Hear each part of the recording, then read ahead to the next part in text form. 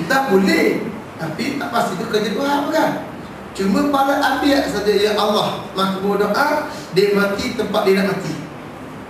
Sebab tu salah satu hadis Nabi kata, Aisyah riwayatkan hadis itu, Nabi kata tak ada seorang Nabi pun yang dimatikan oleh Allah melainkan dia mati di tempat yang dia nak dikebumikan. Bila mana wafat Nabi wafat di mana? Di rumah Aisyah atau ibu Aisyah. Maka bila mati kat situ, sahabat bincang, nak kebumi kat mana ni? Kat mana bumi? Aisyah baca hadis. Dia kata Nabi sebut mana-mana Nabi dia dimatikan di tempat yang dia nak dikebumikan. Bila dia mati kat sini, berarti inilah tempat Nabi nak dikebumikan. Maka rumah Aisyah itu menjadi perkuburan makam Rasulullah SAW, hinggalah akhirnya dikebumikan juga di situ apa namanya Abu Bakar dan juga Umar. Dan ikut Aisyah dia nak juga di situ. Tapi sebab Umar minta kat situ, kata Aisyah, aku tempah tempatnya untuk aku. Bila Umar minta kat situ, dia kebumikan kat situ, maka Aisyah tarik diri, dia nak dikebumikan tempat lain bukan lagi. Kenapa? Malu pada Umar. Itu kata Aisyah radhiyallahu taala. Ada sabit dengan hadis sahih, berujuk antara hadis Bukhari. Berarti yang baiknya mati di tempat hijrah kita, bukan balik pada kampung asal. Ini harapan sahabat. Maka Nabi menangisi kematian sahabat. Hukum menangisi mayat. Bolehkah kita menangisi mayat?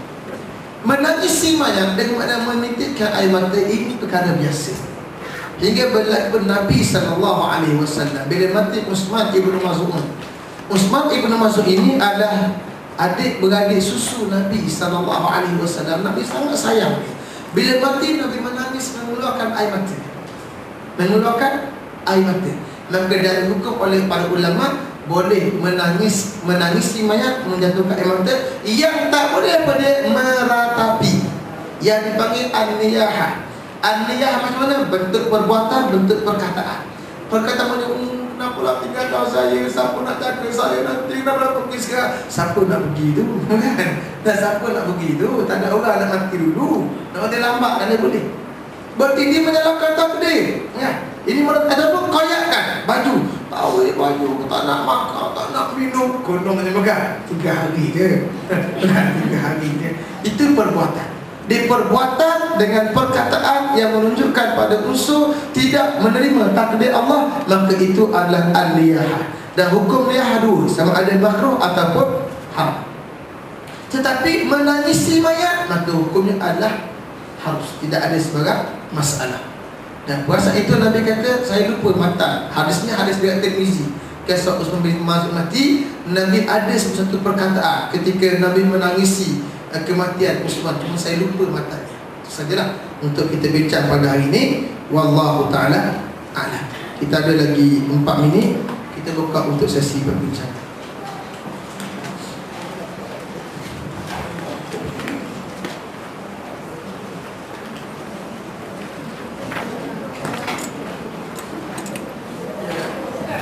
Ya. Banyak kalangan pendia, pewaris kalangan. Ya. Adakah pemerintah ada hak atas tanah-tanah? Ya. Soalan Kak Syimah, dia kata banyak tanah-tanah yang diperolehi yang dimiliki oleh orang menjadi harta pusaka tidak dimakmurkan. Adakah boleh kerajaan mengambil alih tanah tersebut? Kalau ikut mazhab Hanafi boleh. Jadi peruntukan dirancang oleh mazhab Hanafi, tanah-tanah itu kembali menjadi harta mawat yang boleh balik semula kepada kerajaan, dibolehkan berdasarkan maslahah. Tapi Syafi'i tidak benarkan, dia adalah pemilikan sampai bila-bila. Dia terpulanglah pada ijtihad pemerintah. Membimbang jika digunakan keadaan itu, takut digunakan dengan sewenang-wenang, mengambil hak orang yang tidak berhak. Tetapi dalam keadaan Islam, saya lebih setuju dengan pendapat yang disebut oleh Al-Imam Syafi'i. Kerana kalau kita rujuk kisah daripada Al-Abbas Ibn Abdul Muttalib yang bertegas tak nak berikan tanahnya untuk dijadikan wakaf Masjid Haram. Bertegas tak nak bagi tanahnya untuk dijadikan wakaf Masjid Haram, dibesarkan masjid. Hingga bila Umar ambil dengan kuasa dia, maka akhirnya Al-Abbas bawa kes ke mahkamah, dibicarakan oleh sahabat Nabi, dibicarakan oleh Qadi Shuraih, Qadi Shuraih nama dia. Shuraih. Dia bukan sahabat, dia tabi'i. dibicarakan oleh Qadhi Shurih, dan Qadhi Shurih beri kemenangan kepada Al-Abbas dan menyatakan bahawa tanah ini adalah milik Al-Abbas dan rumah Allah patut dibuat dengan harta yang halal. Maknanya ambil tanah orang tidak halal. Tapi selepas kes itu dimenangi oleh Al-Abbas, barulah Al-Abbas serahkan balik tanah kepada Umar, menyerah atas nama wakaf. Jadi Umar tanya, ya wahai Abbas, aku ambil tadi, kamu lawan aku, habis teh masa kamu banyak duit, habis bayar lagi. Mana duit tu? Bila dah menang kamu pula, beri balik aku. Kenapa? Kata Al-Abbas, Umar, saya mahu semua orang tahu bahawa tidak boleh mengambil harta orang semena-mena dengan kuasa.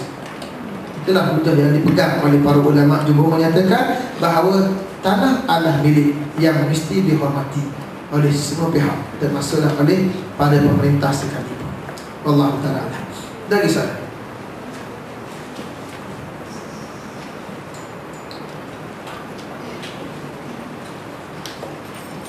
lagi soalan? Satu je? Tak ada? Kalau tak ada, saya ingat itu saja. Saya dah edarkan tadi pamphlet mengandungi borang wakaf. Untuk makluman puan-puan, saya sedang beli tanah sebelah sekolah betul-betul. Sebab kita sekarang ni sebenarnya kita menumpang sewa tanah orang. Tanah orang ni sewa tahu saja lah, tak berapa lama kita dapat lagi. Jadi kita